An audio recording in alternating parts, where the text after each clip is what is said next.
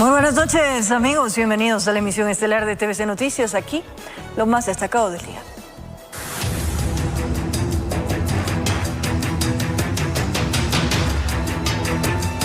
En Quito, delincuentes armados no solo se disfrazan de guardias de seguridad, sino también de policías. En esta ocasión ingresaron a una casa rentera y asaltaron a todas las familias.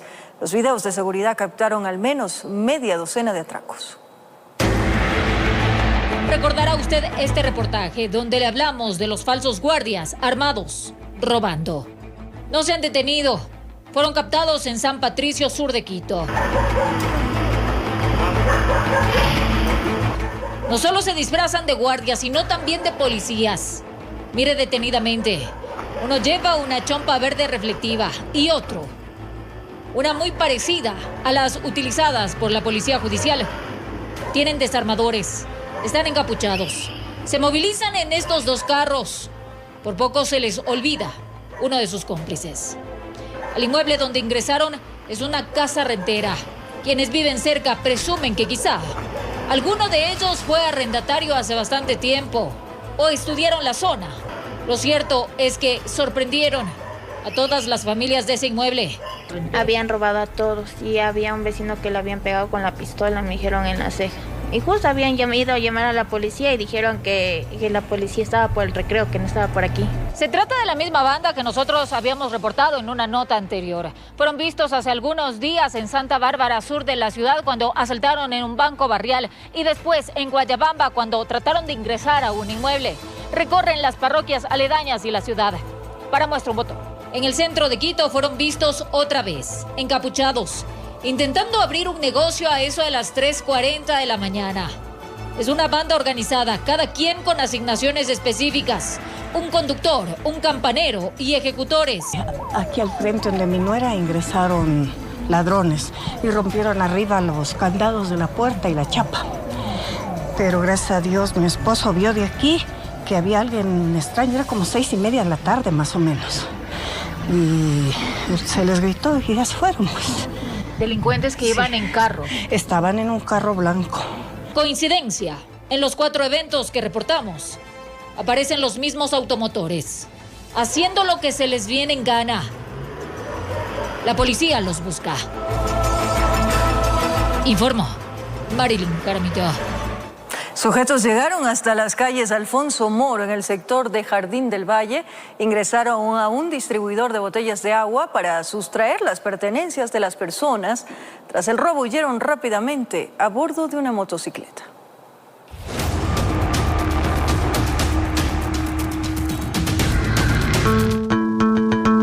Llegó caminando hasta una distribuidora de botellones de agua, ingresó y en cuestión de segundos se llevó las pertenencias de la persona que estaba en el lugar.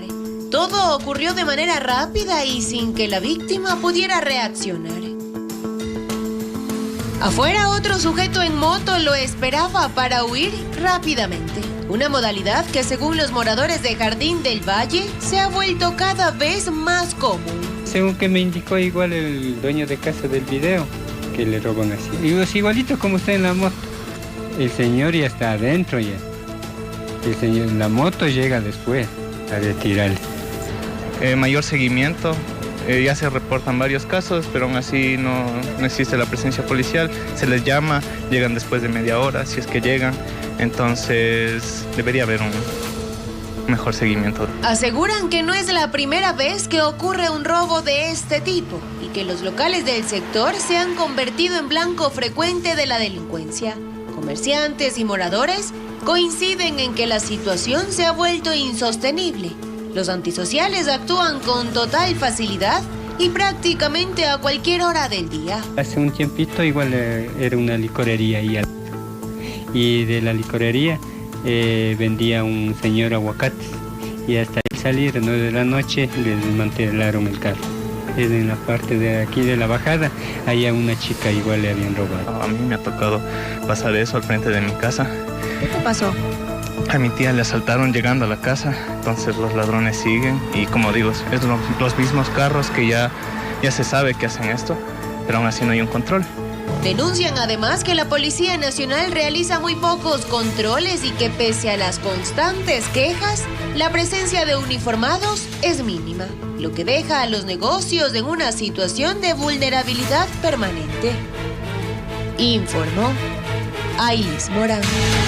Delincuentes utilizaron un dron para estudiar un parqueadero donde guardaban una camioneta. 24 horas después se robaron el automotor. Los antisociales exigieron $9.000 para devolver el vehículo.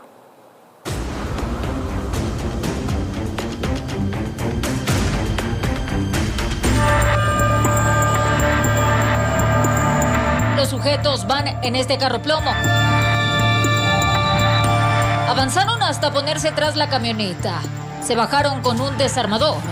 Abrieron la puerta del conductor, rompieron la alarma, pusieron en marcha y se llevaron el vehículo. Aquí se ve el recorrido que hicieron los zampones para salir del jirón de Chillogallo al sur de Quito. Juan y su esposa son los perjudicados. Dejaron el vehículo a las 4:40 de la tarde mientras ingresaban a su casa por un documento y al salir ya no estaba. No estaba las llaves adentro. Las llaves las teníamos nosotros. Estos señores, no sé, según el video se les ve que se van adelante del capot, no sé qué hacen, pero se llevan, en un minuto se llevan. Nadie vio ni escuchó nada. Presumen los estuvieron estudiando porque un día antes sobrevoló este dron por su vivienda. Los captaron justo desde el techo de su casa. La historia no quedó ahí. Llamaron a pedirles dinero. Quizá los mismos u otros antisociales. El hecho es que nunca les enviaron evidencia alguna. Están pidiendo desde la suma entre 3.000, otros 5.000, otros 9.000. Entonces hay diferentes partes, personas que vienen así a aprovecharse de esta situación, ¿no? Pero eran números de Colombia, que decía ahí Colombia, nosotros le decíamos, denos la foto del carro. Si usted lo tiene, denos. Ya no nos volvían a llamar. La denuncia está presentada y esperan correr con suerte para encontrar esta camioneta del 2019, herramienta de trabajo y que por hoy se quedaron sin ella. ¿Y la policía se ha contactado ya? Sí, ya se comunicó con nosotros. Ellos simplemente nos dijeron que en este caso solamente queda ver cámaras y poner denuncias nada más. Y esperar. Recuperarse de este impacto económico, según dicen. Les tomará bastante tiempo. Informó Marilyn Jaramillo. Más adelante, el Instituto Ecuatoriano de Seguridad Social denunció presuntos actos de falsificaciones de aportaciones. Una funcionaria habría ingresado 5 años de aportaciones para beneficiar una jubilación. Les contaremos todos los detalles más adelante en la emisión estelar.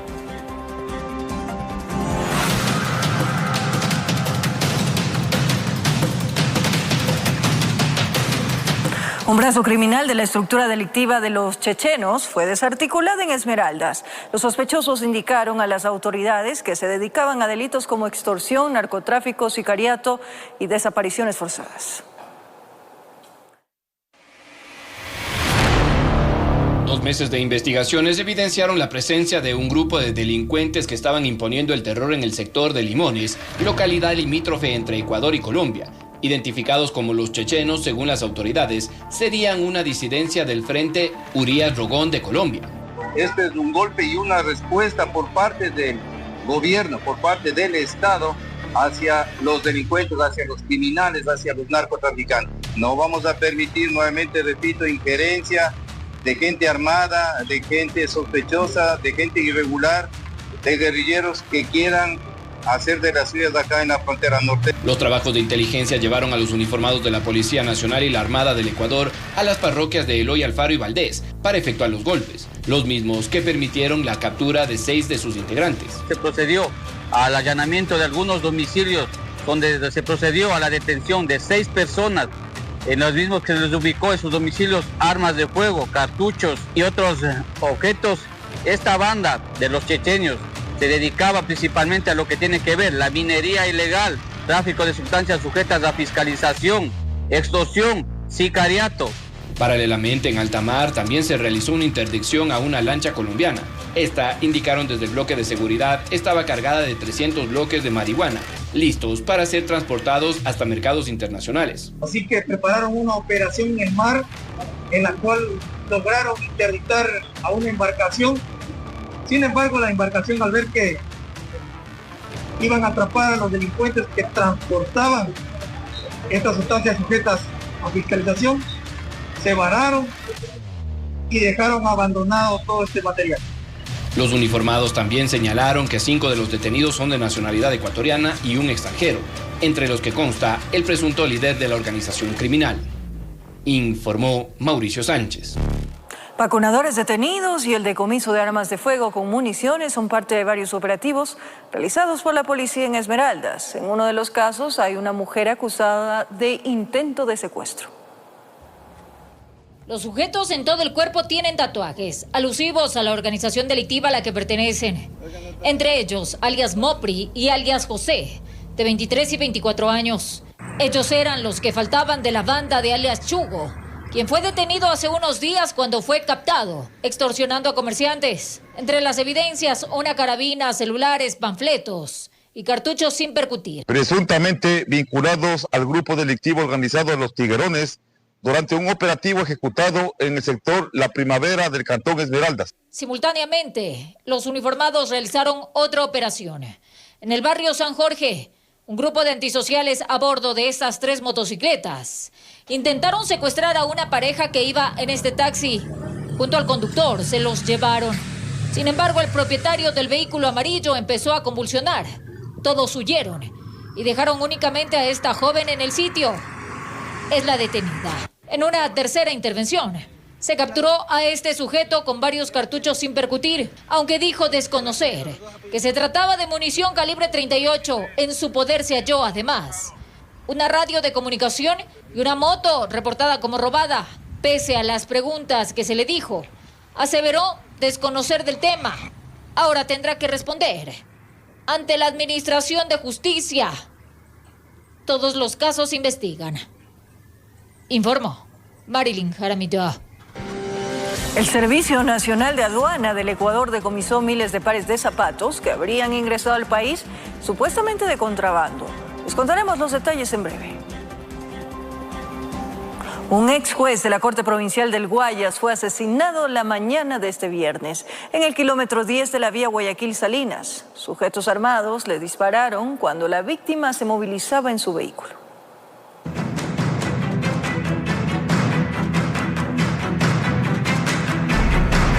Ocurrió poco antes de las 8 de la mañana. El ciudadano conducía su vehículo de ingreso hacia la ciudad de Guayaquil.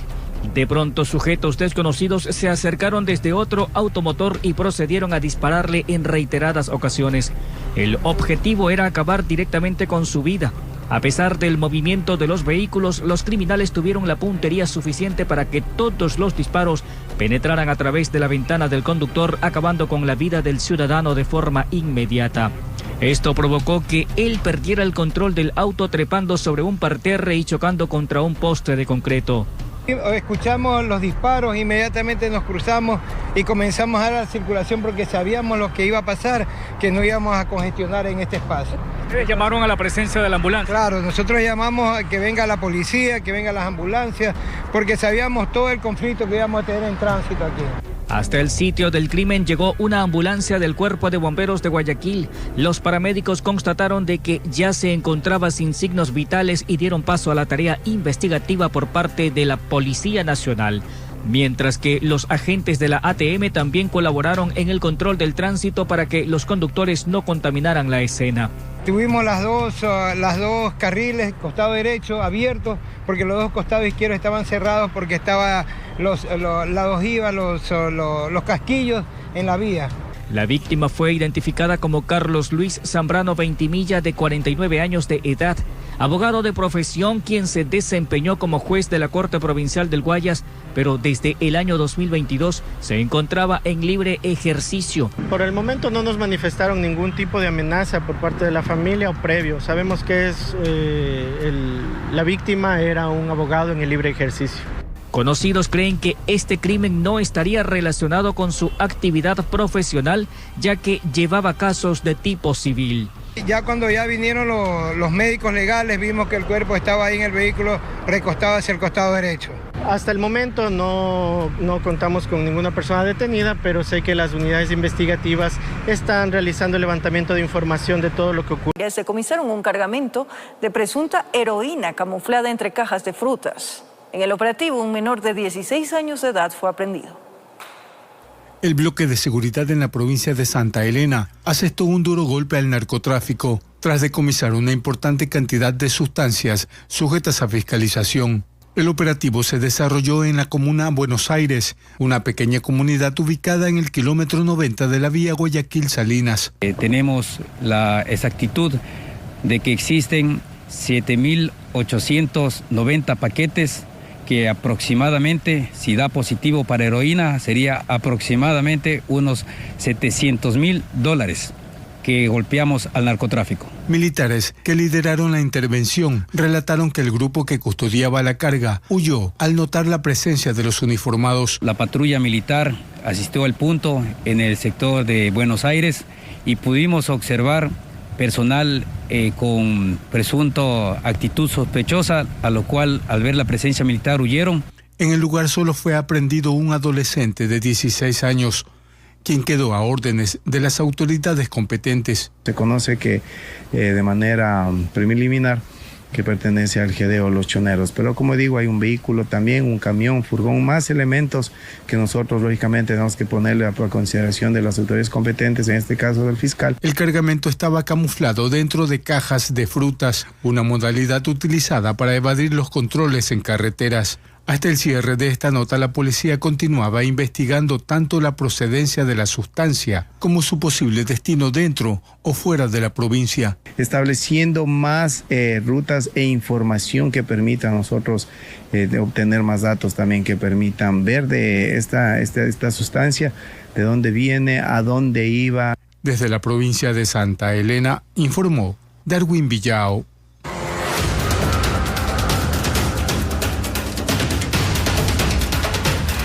Un menor de edad fue apuñalado cuando salía de su colegio en el noroeste de Guayaquil. La policía capturó a 2 adolescentes por el hecho y busca a un tercero.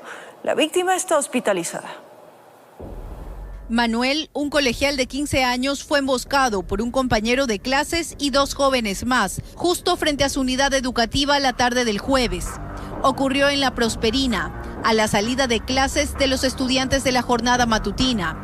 Y esta grabación muestra cómo es atacado el adolescente que hoy lucha por su vida en un hospital de Guayaquil, tras recibir varias puñaladas en la espalda, la cabeza, brazos y glúteos. Lo vi que el chico entró corriendo ensangrentado al colegio y la gente se amontonó. Dicen los rumores que el niño estaba adentro y que un amigo le fue a avisar que acá le estaban esperando. Y él salió y habían 2 chicos ahí. No vi yo el momento en que lo empuñalaron, yo solo lo vi que entraba corriendo ensangrentado. Cuando llegó la policía a la escena, rápidamente al menor herido lo trasladaron a un hospital, donde hoy permanece con pronóstico reservado. Ya se estaba como desmayando, ya se estaba poniendo verde el rostro, ya no estaba escuchando ni viendo, decía, ya no veo. Decía. Además, se activó un operativo para localizar a los implicados.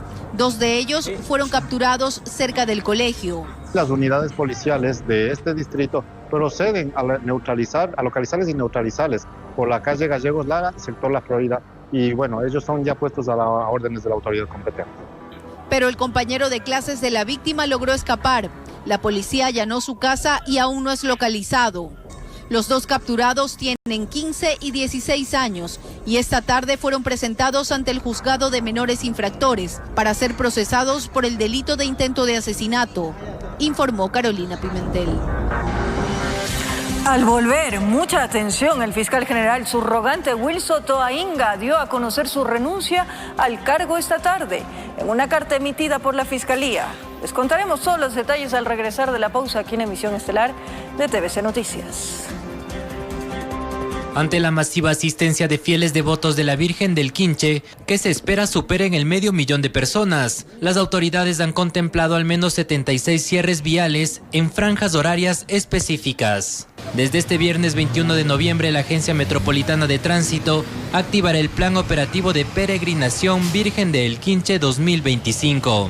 De esta manera, desde las 6 de la tarde de este viernes hasta las 6 de la mañana del sábado 22 de noviembre, se realizará el primer cierre vial planificado. El segundo cierre vial está previsto desde las 6 de la tarde del sábado hasta las 6 de la mañana del domingo 23 de noviembre. Durante estas franjas horarias, las rutas Tumbaco El Quinche, El Colibrí El Quinche, Calderón El Quinche y Cusubamba El Quinche estarán peatonalizadas para los peregrinos, lo que significa que ningún vehículo automotor podrá transitar por dichas vías. La MT confirmó que los accesos al aeropuerto Mariscal Sucre desde la Simón Bolívar, Ruta Viva, Interoceánica, E35 y Conector de Alpachaca estarán. Presuntos actos de falsificación de aportaciones. La entidad informó que evidenció que una funcionaria habría ingresado de manera ilegal 5 años de aportaciones de una afiliada para beneficiarle con su jubilación.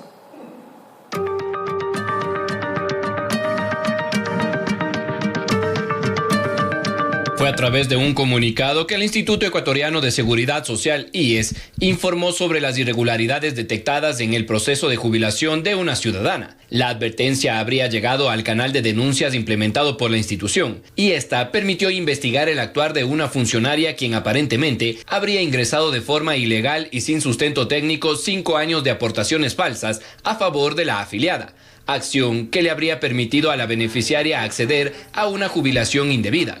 A su vez, las autoridades también identificaron una persona externa quien presuntamente ofertaba estos servicios ilícitos. Ante este hecho, el IES puso en conocimiento de la Fiscalía General del Estado dicha infracción para que comenzara con las investigaciones pertinentes por el presunto delito de peculado, falsificación informática y revelación de bases de datos. La institución también hizo un llamado a sus afiliados para que no caigan en estos ofrecimientos fraudulentos y también enfatizó que han reforzado sus mecanismos de control para evitar nuevas vulneraciones, que no tolerarán actos de corrupción y que continuarán aplicando acciones administrativas, disciplinarias y penales necesarias de ser el caso. Informó Mauricio Sánchez. El Servicio Nacional de Aduana del Ecuador decomisó miles de pares de zapatos que habrían ingresado al país supuestamente de contrabando. El operativo fue ejecutado en un local del centro de Guayaquil. Allí encontraron más mercadería irregular. Arribaron para una inspección de rutina y después de detectar que la mercadería que estaba en las perchas, que consistía en zapatos de hombres y mujeres, no tenía la respectiva documentación de importación o elaboración y procedieron al decomiso. Se pudo detectar mercancía que presumiblemente no habría cumplido las formalidades aduaneras en el momento de realizar el operativo, ¿no? Aproximadamente son 323 bultos conteniendo calzado. Al momento el propietario no pudo justificar su legal tenencia en el Ecuador. Funcionarios del Servicio Nacional de Aduanas revisaron otros compartimentos de este local y llegaron hasta la bodega en la parte posterior y uno de los pisos de este edificio ubicado en las calles 10 de Agosto y Boyacá, en el centro de Guayaquil, y hallaron más zapatos en bultos ya clasificados, listos para ser distribuidos y a la venta. Realizamos este tipo de operativos para proteger lo que es la industria, la producción nacional, al pequeño y al mediano productor. Al propietario la mercancía queda aprehendida, tiene 72 horas para justificar el propietario la procedencia de la mercancía. Caso contrario ya se va al tema jurídico y al tema del Servicio Nacional de Aduana de Ecuador. Desde el primer operativo ejecutado en el centro de la urbe porteña durante el mes, los controles se incrementarán con el pasar de los días ante la proximidad de las ventas masivas, tanto en la bahía como en otros sectores comerciales de la urbe, donde aparece más mercadería de todo tipo que al final termina perjudicando al Estado, informó Charlie Pisa. El fiscal general subrogante Wilson Toa Inga dio a conocer su renuncia al cargo esta tarde. En una carta emitida por la Fiscalía, Toa Inga señaló que su salida la efectúa para evitar que su prórroga en su cargo sea interpretada como ilegítima. Permaneció al frente de la Fiscalía General del Estado por 6 meses. Wilson Toa Inga, ex fiscal general subrogante, anunció su renuncia al Ministerio Público la tarde del viernes 21 de noviembre. A través de las redes sociales de la entidad, Toa Inga informó sobre su dimisión al cargo que le fue designado desde abril del 2019 hasta abril del 2025. En la misiva señaló que ha transcurrido un tiempo prudencial en su prórroga, pero que el Consejo de Participación Ciudadana, encargado de realizar la designación de las autoridades, aún no ha determinado el titular de la misma, y para evitar que sus funciones se tornen ilegítimas o malinterpretadas, da un paso al costado como fiscal general subrogante. En febrero pasado, la decisión de prorrogar sus funciones la tomó el CPCCS, luego de un pronunciamiento de la Procuraduría ante la falta de un concurso que elija a su reemplazo. En mayo de este año asumió la titularidad de la institución tras la salida definitiva de Diana Salazar. Ahora, con su renuncia, la pregunta es quién asumirá el cargo hasta la designación de las nuevas autoridades. El pasado 3 de octubre, el Consejo de la Judicatura escogió a Carlos Alarcón como fiscal subrogante, pero una falta de normativa no le permitiría legitimar su sucesión. ¿Cuál es la naturaleza jurídica del subrogante?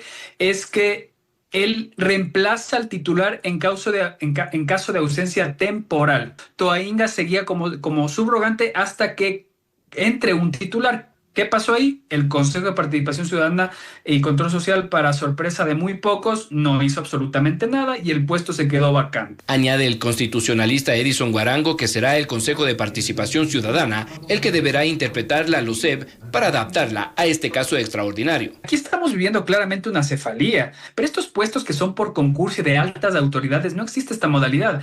Muy probablemente lo que van a hacer es tratar de adaptar lo que dice la LUCEP acá para este puesto extraordinario. No les juzgaría, tampoco les alentaría a hacerlo, pero ¿qué nos queda en este punto? Explica que ahora la responsabilidad cae sobre los consejeros de Participación Ciudadana para efectuar la designación de las nuevas autoridades de la Fiscalía General del Estado de manera rápida y transparente. El Consejo de Participación Ciudadana no le correspondía inventarse y decir que el fiscal subrogante Toainga en su momento debió haber tenido la titularidad, entre comillas, sino que ya hacer el concurso que le correspondía. Pese a su renuncia, Toainga ratificó que continuará prestando los servicios de agente fiscal de primer nivel en la unidad o lugar donde la Fiscalía lo requiera.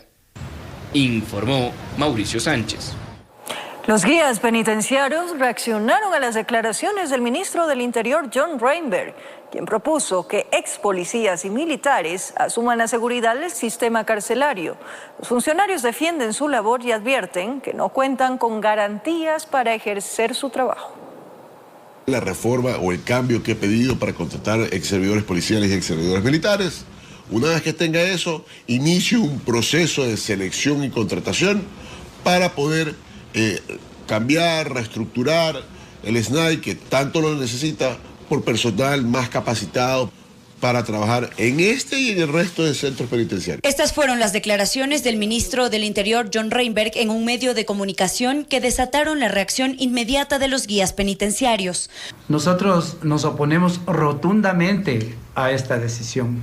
¿Por qué? Por el hecho de que la naturaleza de las instituciones en que ellos derivan, que no se asemeja en nada a la seguridad penitenciaria.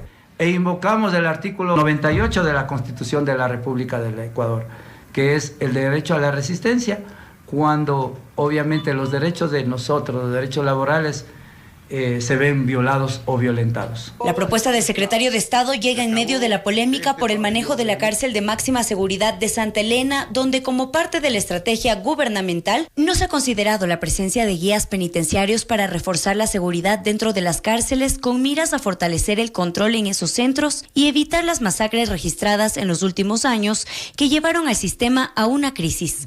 Estos funcionarios respondieron señalando que pese a que se les exige responsabilidades críticas dentro del sistema, no se les han dado las garantías para ejercer esta labor. Entregaron además datos que afirman reflejan la vulnerabilidad con la que trabaja de vigilancia penitenciaria, informó María Mercedes Granda.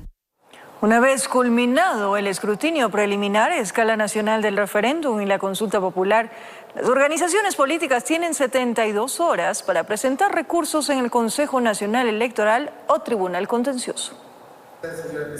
Análisis. Ingresaron las actas de las 24 provincias como parte de la instalación de la Audiencia Pública Nacional de Escrutinio, del referéndum y consulta popular. A este escrutinio preliminar, las organizaciones políticas y sociales pueden presentar recursos para lo cual hay 72 horas. Pueden presentarle ante el Consejo Electoral, ante el Tribunal Contencioso Electoral. Si no presentaron ningún recurso, nosotros, pasadas las 72 horas, procederíamos a proclamar ya resultados definitivos. De aquí el Consejo Nacional Electoral, CNE, centrará su trabajo en las actas de las circunscripciones del exterior, cuyos paquetes electorales en algunos casos todavía se encuentran en tránsito hacia nuestro país. Bueno, nosotros esperamos máximo lunes o martes que lleguen las actas del exterior, lo que es Europa y también Estados Unidos. Lo de Latinoamérica ya está concluido. Esperemos entre lunes y martes para ya cerrar el escrutinio preliminar.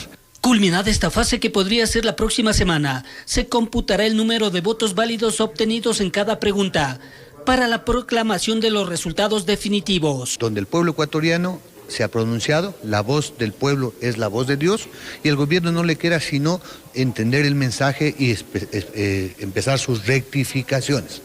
Con lo que este proceso electoral llegaría a su fin, informó Héctor Romero. En la sesión del primer debate del presupuesto municipal 2026 surgió una discusión luego de que el concejal Wilson Merino cuestionara un contrato que contempla 4.800 platos de hornado a $15 cada uno. El alcalde Pavel Muñoz respondió que el proceso fue dado de baja, generando tensiones y reclamos entre los ediles.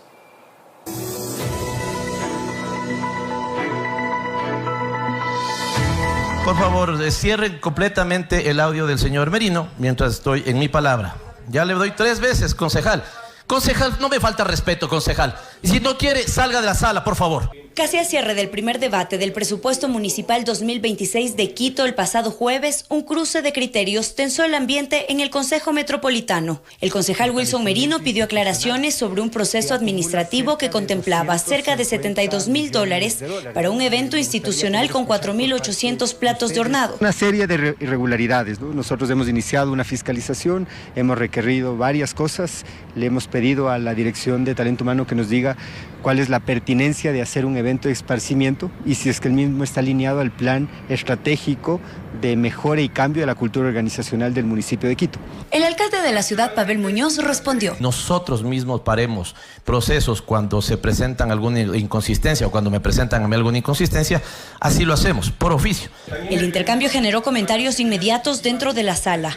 Muñoz acusó a Merino de usar el espacio con fines políticos, mientras varios concejales insistieron en mantener el orden y la seriedad del debate. Merino incidentó la sesión con el tema del chancho que se iba a contratar o no. Realmente es un contrato que nunca se subió al portal o que se subió y se dio de baja. El alcalde le dio la palabra 3 veces. Cuando estaba en uso de la palabra el señor alcalde, Merino agresivamente no dejó de hablar. Esto además es penado por el Código Municipal. De esto tengo entendido que salió a decir que le quise agredir, que no sé qué, que ha hecho una novela. Lo ocurrido también provocó posicionamientos de otros ediles que cuestionaron el nivel de confrontación alcanzado. El consejo no tiene que manejarse así bajo ningún concepto, tanto del un lado como del otro. Hubo exabruptos que yo considero que son innecesarios. El colega concejal Wilson Merino entró siendo electo por Revolución Ciudadana y por lo tanto, si existen diferencias que ellos tengan que zanjar, háganlos fuera del Consejo Municipal. En medio de la discusión, el alcalde de la ciudad hizo una contraparte y cuestionó a Merino. Soy de todas maneras mucho más atento en esto, concejal Merino, cuando usted presentó su agenda legislativa con un evento en Conquito de $8.000 donde el catering era $40 por persona. $4.000 fue en catering, $4.000 se utilizó en tarima y en batallas. Mientras que entre los ediles se apunta al predio donde opera la fundación que el concejal Merino impulsa. Y llegaremos hasta las últimas consecuencias, como con los casos también de esos predios fraudulentos por ahí que eran aulas del ICAM y ahora son centrales de campaña política. También vamos a investigar. Si es que yo fiscalizo terrenos del municipio, tengo que dar ejemplos si es que tengo un comodato con los recursos que estoy haciendo o con las cosas que está realizando en el comodato. Merino sostiene que esas referencias buscan desviar el foco. Las parroquias de Alangasí, La Merced y Pitac, en el oriente de Quito, se quedarán sin servicio de agua potable durante todo el fin de semana. La falta del servicio obedece a la rotura de la tubería Carillacu, afectada por un deslizamiento de tierra provocado por las fuertes precipitaciones. Preste atención.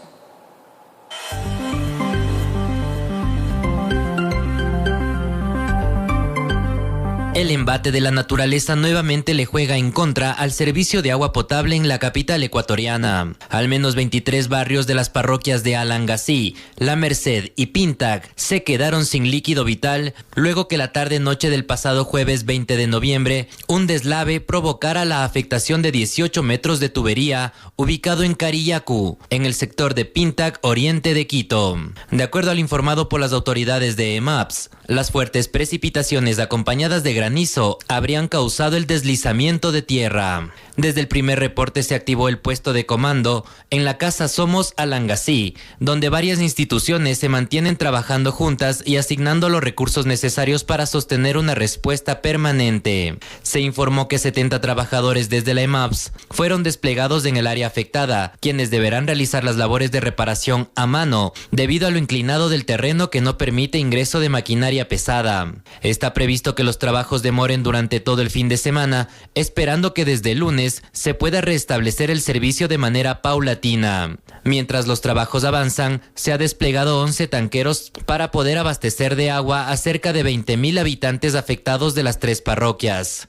La rotura de tubería ocurre 4 meses después que otro hecho similar, pero de significativa magnitud, dejara sin agua a cerca de 400,000 personas en el sur de Quito. Un gigantesco deslizamiento de tierra afectó 350 metros de tubería en el sector de La Mica en el páramo de la Antisana. La reparación se extendió hasta los 12 días. Informó Ítalo Salazar.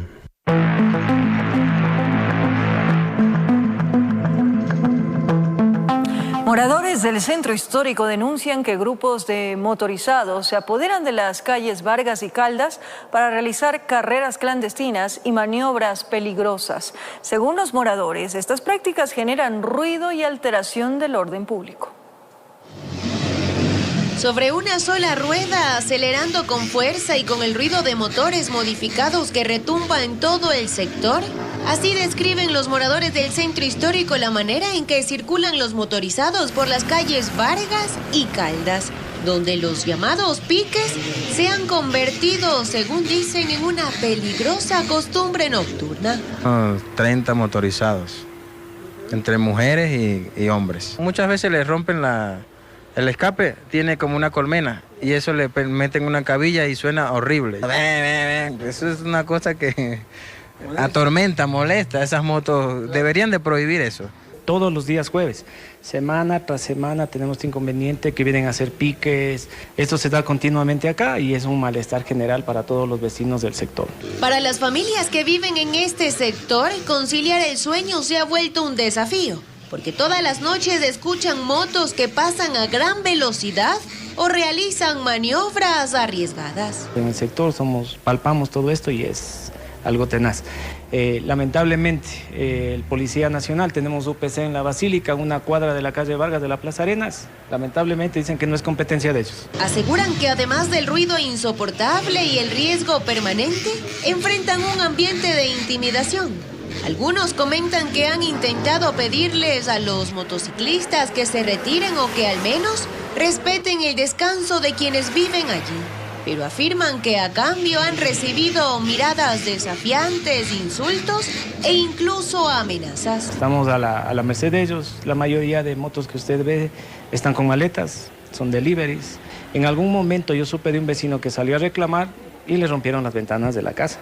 Entonces sí se ve que son agresivos. La falta de control, según los moradores, es parte del problema. Explican que los motorizados llegan en grupos, ocupan la calle, aceleran de manera repentina y realizan piruetas en plena vía pública. Hacen caballitos. Y son muchas motos.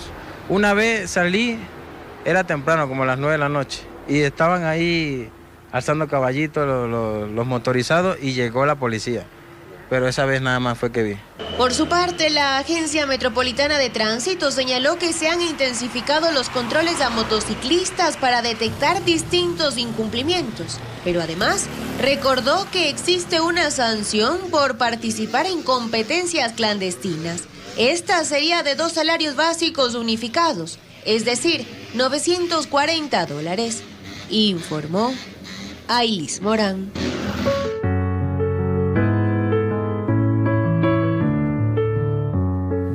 Las fuertes lluvias y el temporal invernal han causado problemas en las perreras y estructuras que dan cobijo a los perritos de la Fundación Lucky. Los techos han colapsado por la caída de granizo y más de 900 perros corren riesgo de quedarse sin hogar. La lluvia y el granizo los llenó de miedo y desesperación nuevamente. Son los perritos de la Fundación Lucky Bienestar Animal que el pasado jueves sufrieron el embate de la naturaleza. Las fuertes precipitaciones ocasionaron el colapso de techos y estructuras de varias de las perreras. Se cayó todo el cielo encima, empezó a caer una granizada tenaz.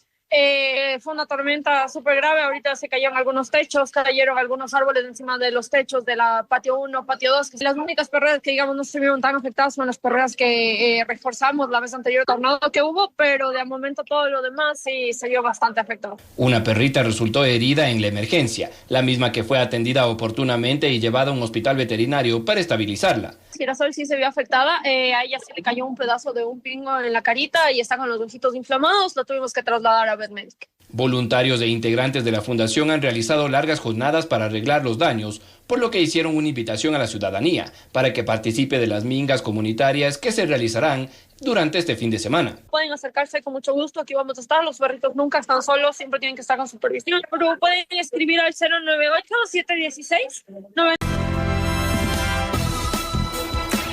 Momento de despedirnos, amigos, que tengan un buen fin de semana, que disfruten con sus familias y seres queridos. Gracias por su fiel sintonía. Nos reencontramos lunes, 22 horas. Un abrazo grande.